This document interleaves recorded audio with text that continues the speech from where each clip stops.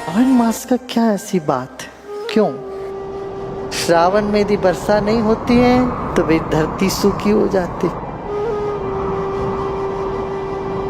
फिर कुछ नहीं मिलेगा, ना पानी ना भोजन ना कुछ मिलना है।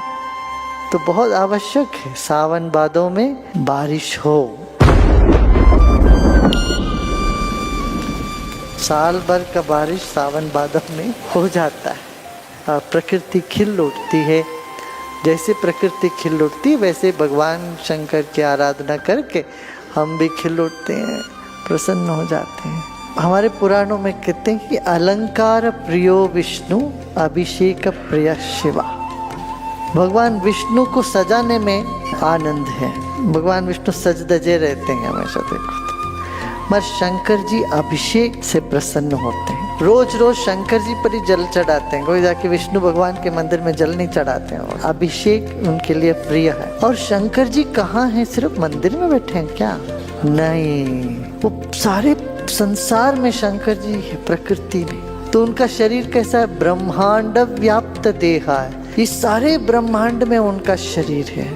तो ये ब्रह्मांड में उनका शरीर है, तो उनके ऊपर जल की वर्षा कैसे होगी? ब्रह्मांड ही करे, वही खुद ही कर पाएंगे। सावन के महीने में तो बादल बरसते हैं, और सावन के महीने में तो ये सारे पृथ्वी की अभिषेक हो रही है। सारा संसार का अभिषेक होता है सावन के महीने में। सब धुल जाता है और पृथ्वी खिल उठती है।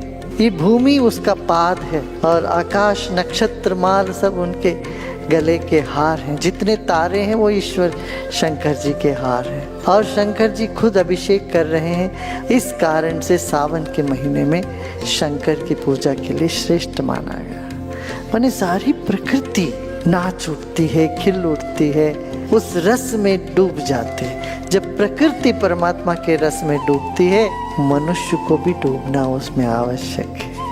प्रकृति के साथ हम होले और मानव भी उनके गान में डूबते चले जाएं। यही कारण है कि कहते सावन के महीने में शंकर की आराधना करो।